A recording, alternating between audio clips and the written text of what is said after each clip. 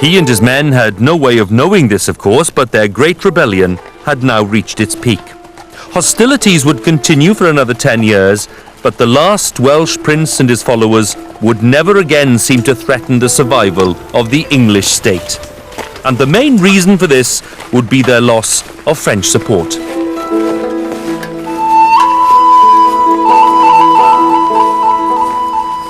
During the winter of 1405, the remnants of Charles VI's invasion force sailed back to France, leaving Glendower and his allies fatally exposed.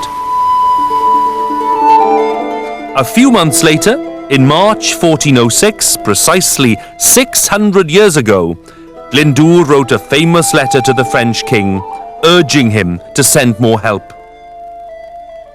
Adorned with an imposing wax seal which bears two striking images of Glendower, the letter is signed Owain, by grace of God, Prince of Wales.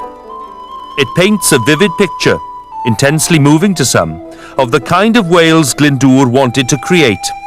A free and independent country, with its own church, its own universities, and other institutions.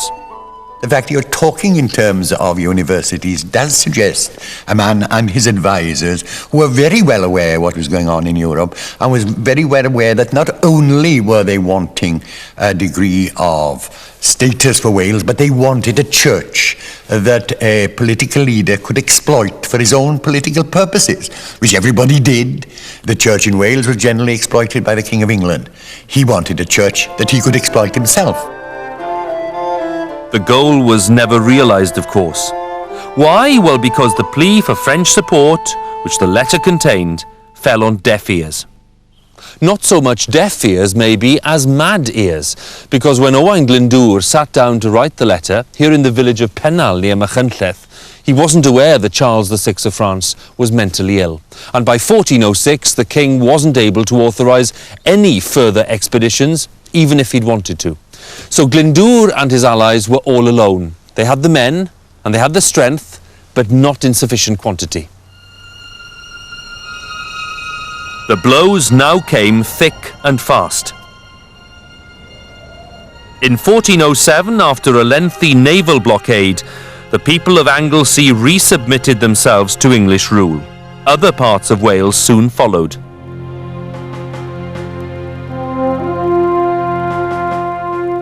"18 months later, in February 1409, Aberystwyth Castle, a much more imposing building then than its ruins suggest today, was captured by the English troops who'd been besieging it for some time. That was bad, but there was worse to come. Glendower would suffer a catastrophic blow when the English regained Harlech Castle after an 8-month siege. Glendower had managed to escape along with one of his sons before the siege began. And for those left behind, trapped within these walls, they faced death by starvation. Among those who lost their lives was Sir Edmund Mortimer. The others trapped here included Glendower's wife, Margaret, and his daughters, including Catherine Mortimer, and 3 of his grandchildren. When the English finally came, they captured everyone, put them in jail, and they were never heard of again. We don't know for sure how Owain Glyndwr reacted to all of this, but it's pretty safe to assume he was devastated. There was pain, there was guilt, for obvious reasons, there was exhaustion too. Nonetheless, the aging leader battled on.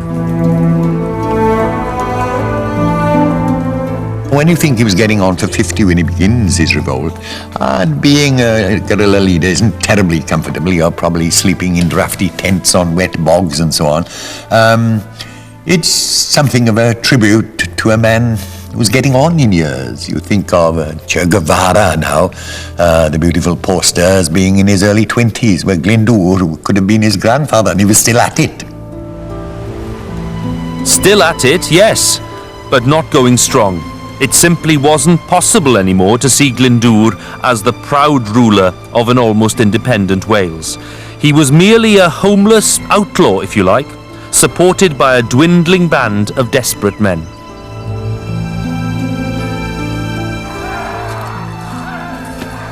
Emerging now and again from their secret mountain hideaways, the rebel leader and his followers would remain a thorn in England's side for some time to come. But their capacity to cause serious disruption would diminish year by year. Why did the high hopes of Glyndwr's golden age turn so quickly to dust? Well, for several reasons it seems, all of them valid. The first reason for the rebellion failing must be the overwhelming might of the English state. Henry IV could not afford to lose, and he had the resources. Glendower, on the other hand, has problems of sustaining his rebellion. He has to sustain it with an increasing support amongst the people of Wales. And there's not much sign that he's able to win more and more people over to him as the years pass. People expect to be given something. They expect to benefit from the patronage of the great lords. And unless a ruler can fulfill the obligations of patronage, then I think he is doomed.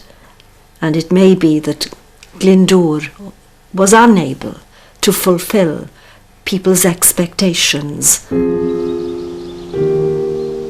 By 1413, it must have been obvious to everyone, Glendower included, that the game was up. So it's lucky for him that at this moment he disappears from the historical record, creating huge uncertainty as to where and when he died.